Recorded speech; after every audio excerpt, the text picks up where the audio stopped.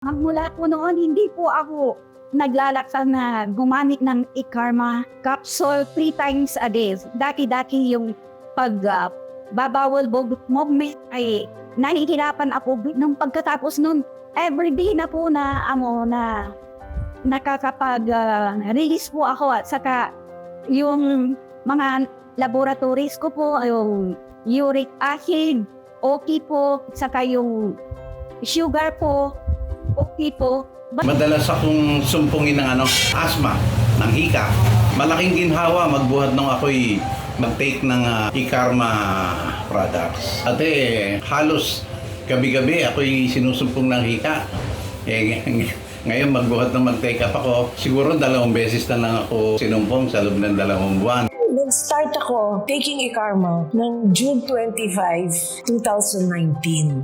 Alam mo, kung may diabetes ka, there are days na pagising mo, nanlalambot ka, nanghihina ako, para ako nauupos na kandila. Nung nag-take ako ng e-karma, bumalik yung drive ko, bumalik. 16 ang aking blood sugar. After 8 days, bumaba na kaagad yung sugar ko, naging 10. Tumawag yung doctor ko sa akin. Sabi niya, Cecil, what happened? Sinabi ko, I am taking e-karma. Na-diagnose din ako ng high blood.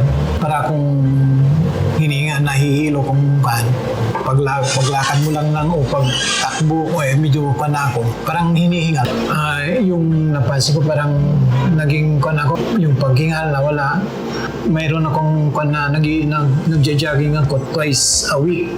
So ngayon, nabalik ko na yun. Aking prostate enlargement ay malaking-malaki na at kailangan na raw operahan. At nagkaroon din po ako ng sakit po sa liver cyst. Nung uminom na po ako ng mahigit 2 linggong pag-inom po ng e-karma, naramdaman ko po na bumaan ang aking pakiramdam. So, nagpa-check po ako. So, ang aking prostate enlargement, 58 dati po noon. Ngayon po ay naging normal na po ng 25 sa edad ko pong ito. Saludo po ako kay doktor, yung mga naka-invento ng gamot na ito dahil marami po na po silang natutulungan. Saludo po ako sa e-karma, kaya try this e-karma capsule ngayon na po.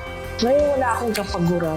At the age of 64, nung nag-take ako ng e-karma, naniwala ako na I came back to life. Okay na ako, hindi ko na iniinda yung hingal.